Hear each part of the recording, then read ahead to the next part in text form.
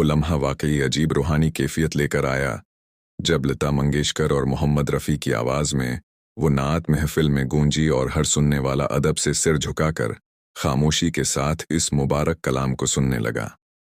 आवाज़ में ऐसा दर्द और ऐसी मोहब्बत थी कि महफिल में बैठे हुए लोगों की आंखें बेअख्तियार नम होने लगें और कई लोग आहिस्ता आहिस्ता दरूद शरीफ पढ़ते हुए रोने लगे। हर मिसरा में हुजूर की मोहब्बत का ऐसा असर था कि दिल नरम पड़ते जा रहे थे और फ़ज़ा में एक नूरानी सुकून फैलता महसूस हो रहा था। सामने बैठी ख़वातीन और मर्द सब उस नात को पूरी तौजा से सुन रहे थे और कुछ लोग अपने आंसू छिपाने की कोशिश कर रहे थे, मगर जज्बात काबू में नहीं आ रहे थे।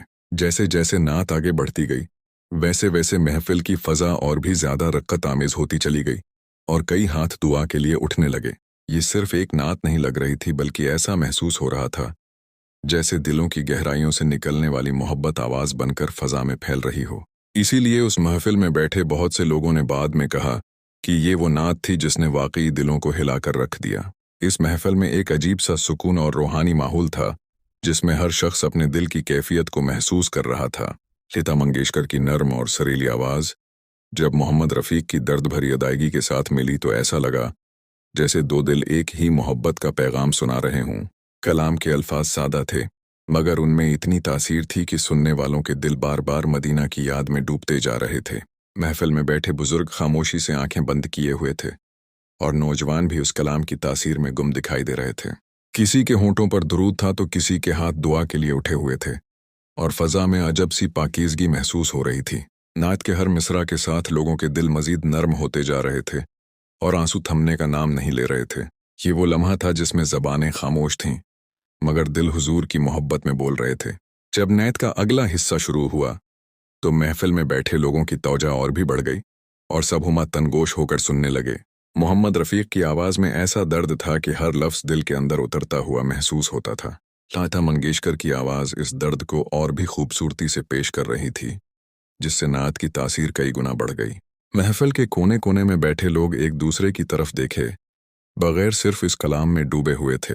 कुछ लोग आहिस्ता आहिस्ता आंसू पूंछ रहे थे और कुछ अपने चेहरों को हाथों से ढांपे हुए थे। ये मंजर देखकर महसूस होता था कि ये सिर्फ एक महफिल नहीं बल्कि मोहब्बत रसूल की एक जिंदा तस्वीर है। हर दिल में एक ही दुआ थी कि अल्लाह हमें भी सच्ची मोहब्बत रसूल नसीब फरमाए। जैसे जैसे नात अपने उरूज की तरफ बढ़ती गई वैसे वैसे महफिल की कैफियत भी बदलती चली गई। कुछ लोग रिकत में सर झुकाकर बैठ गए और कुछ की आंखों से आंसू मुसलसल बहने लगे। आवाज़ में ऐसा असर था कि सुनने वाले अपने जज्बात को रोक नहीं पा रहे थे।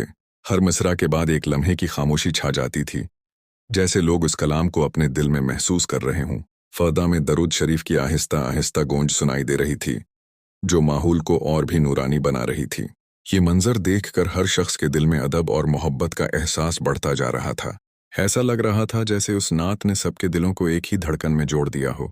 जब नेत का आखिरी हिस्सा शुरू हुआ तो महफिल में अजीब सी खामोशी छा गई और हर शख्स प्यारे दोस्तों, लता मंगेशकर की नात लोग बड़े शौक़ और मोहब्बत से सुनते हैं क्योंकि आजकल रमज़ान अल मुबारक का महीना जारी है।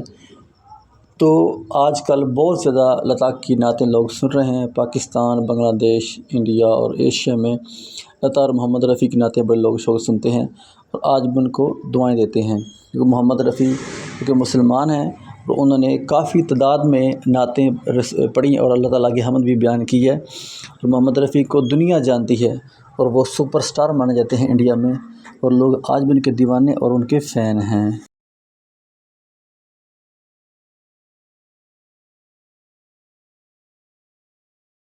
अल्लाह